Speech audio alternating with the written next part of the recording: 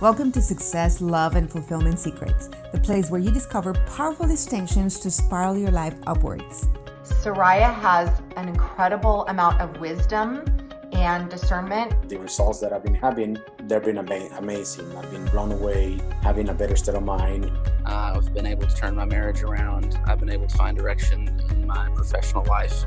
My name is Soraya Altana. I am a life designer, and I am here to inspire you to design a life you love. Now I know where I'm going, what do I want. My results are being outstanding. Happy for the experience and happy for the results, and I'm happy. Working with Soraya will move your life forward in ways that you don't even realize. I have a sense of hope, and I can become the leader that I want to become with my family and with my business. Ready? Let's discover your secret of the day. Hi, this is Soraya Altana, and I am so grateful that you and I get to share this time together in this space. So I want to thank you for showing up and being here with me on today's episode. And today we're going to talk about a subject that pertains to everybody on this planet pretty much. If you've fallen in love with somebody, if you're in a relationship, if you're not in a relationship and you want to be in a relationship, then this is for you. And I was talking to somebody the other day about the topic of relationships and the challenges of relationships, the ups and downs of relationships, and the many things of relationships. And the realization that if you're in a relationship, even though it might not be working, it might not be where you want it to be, you have a relationship going on. You might have the dynamic that is not bringing you the results that you would want to see, but you are doing a relationship nonetheless. And what I want to invite you today to see is to take a closer look at what creates an outstanding relationship. And let's look at the pillars that form that. And what is it that you want to create? And you can create whatever relationship that you desire. If you listen to your heart, what is that kind of relationship that you want? Is it juicy, hot, sexy, fulfilling, amazing, magical? How would you describe your relationship? Not the one that you're in right now, but the one that you want to create. And yes, how would then you describe the relationship that you have today at bay? So if we look at the anatomy of a successful relationship, we're going to see a series of elements. And today I want to talk to you about the pillars that create that. And, it is true that nobody teaches you how to stay married.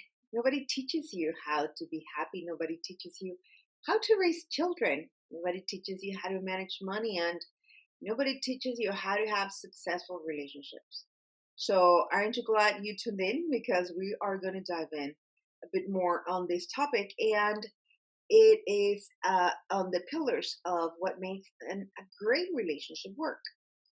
So we're going to talk about 4 different ones, and I'm going to be doing a series of these different pillars. Today we're going to start with 1. And what are the 4 pillars that, to my perspective, are necessary to create the relationship that you want? Number 1 is respect. Number 2 is communication. Number 3 is trust.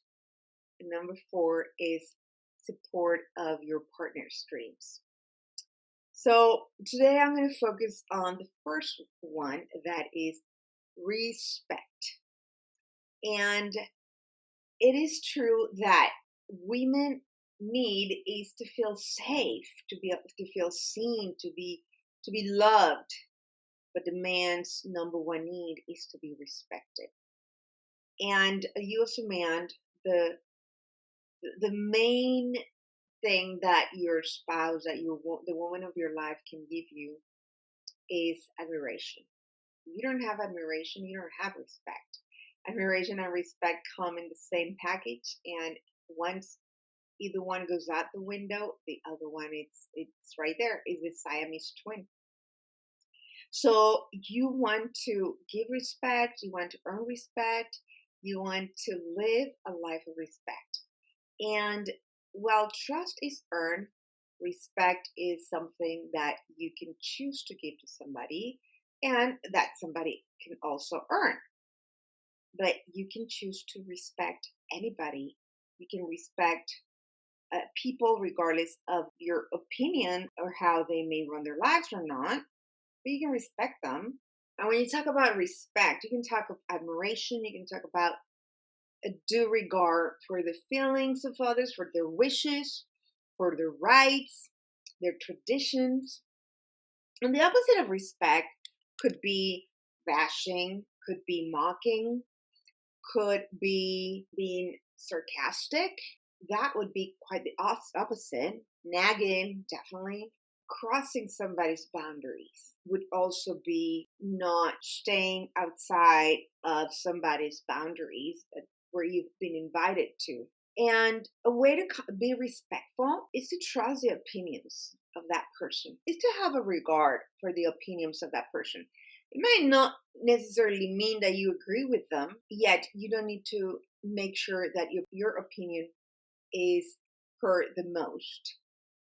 Another way of respecting is covering the vulnerability, the nakedness of your spouse, the soft spots, the vulnerable spots, the weaknesses.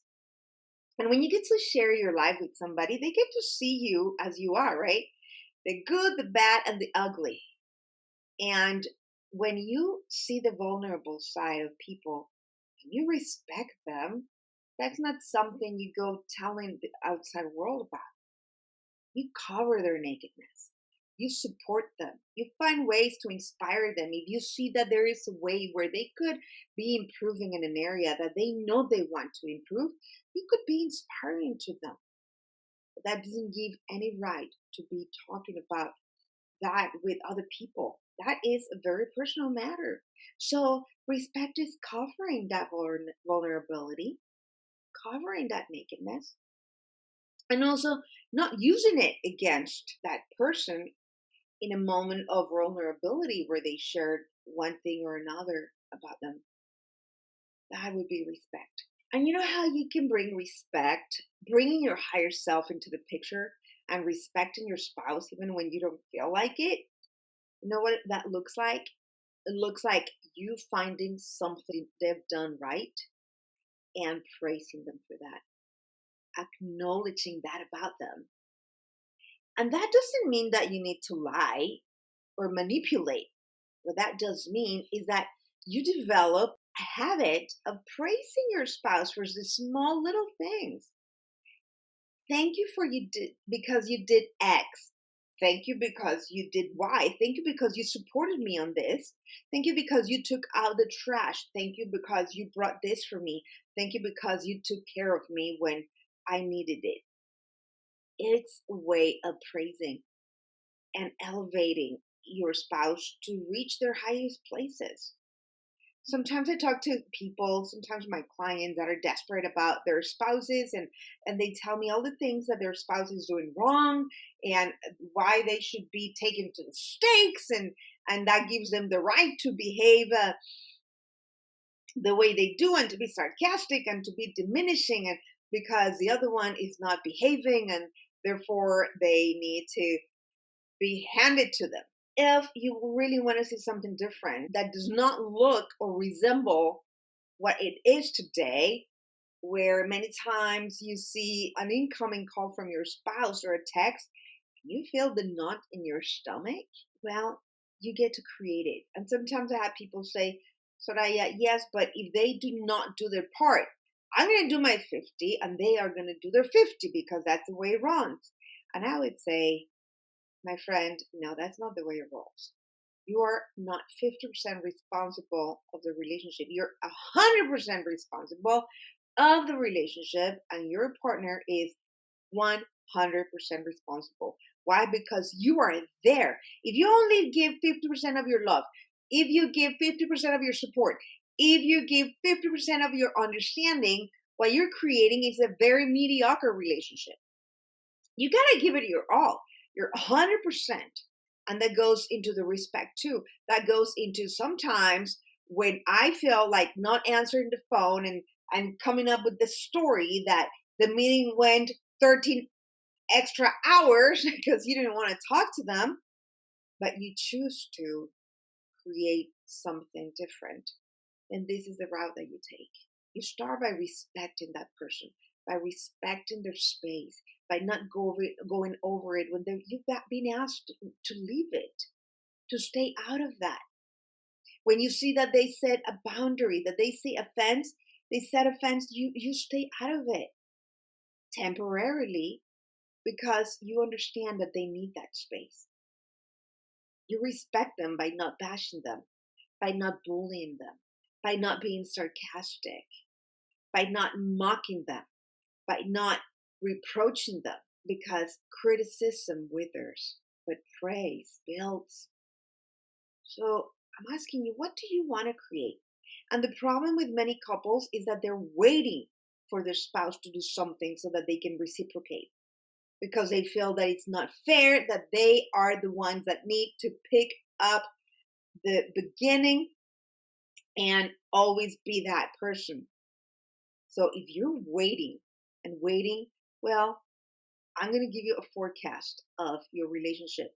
It's going to go on a downward spiral, because by you waiting, then they are waiting, and what you are doing is creating a bigger gap. There is a gap that is being created between the two of you.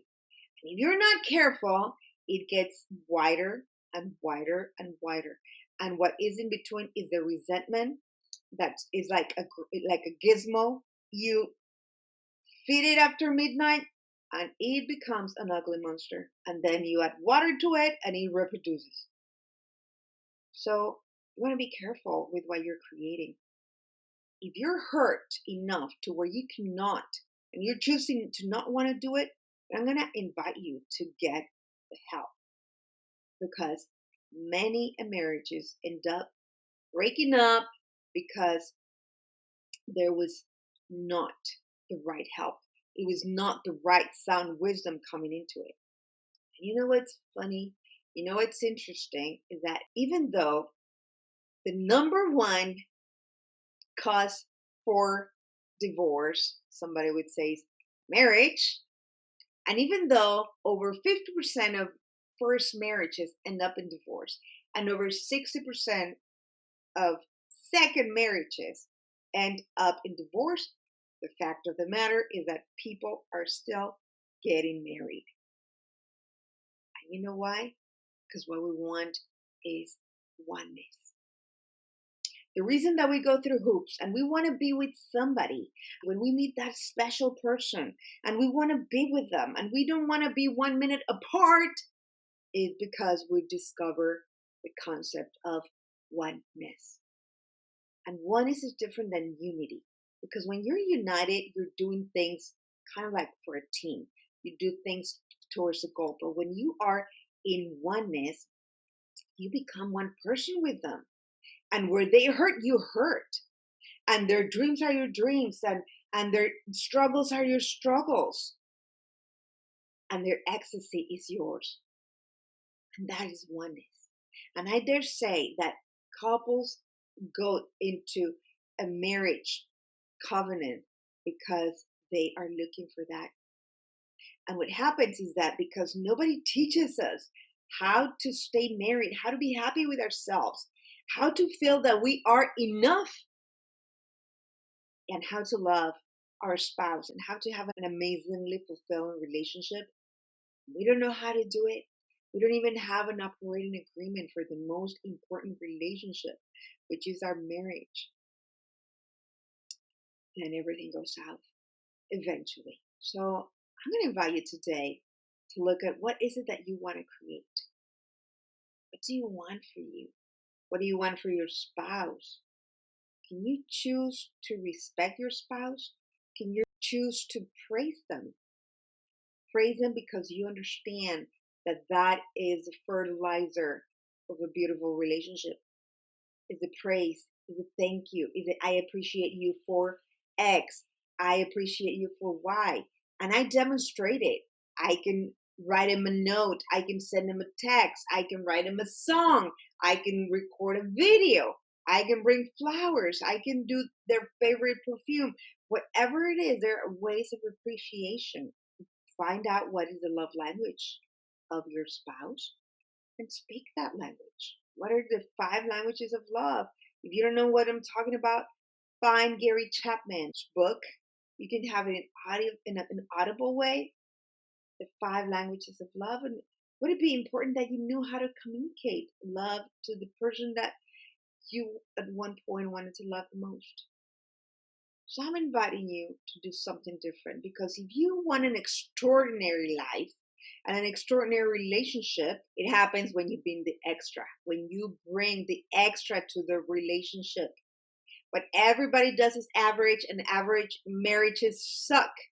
And everybody's sleeping in different rooms and being already so separated that the only thing that keeps them together is different reasons, children, complicated assets, and so forth. But I'm going to invite you to think that you can turn around whatever you want in your relationship and you can create it. You avoid the criticism and you start praising them.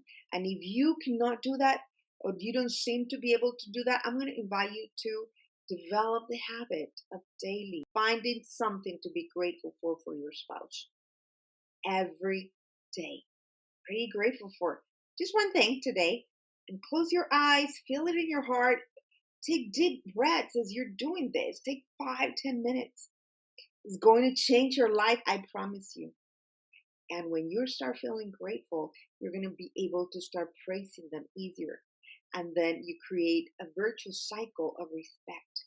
And when you create a virtuous cycle of respect, things start changing for you.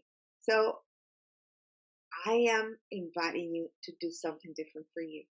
I'm inviting you to raise your standards, raise the standards of your relationship. Stop waiting for somebody else to do anything. Nobody will come to the rescue. Your spouse will not come to the rescue.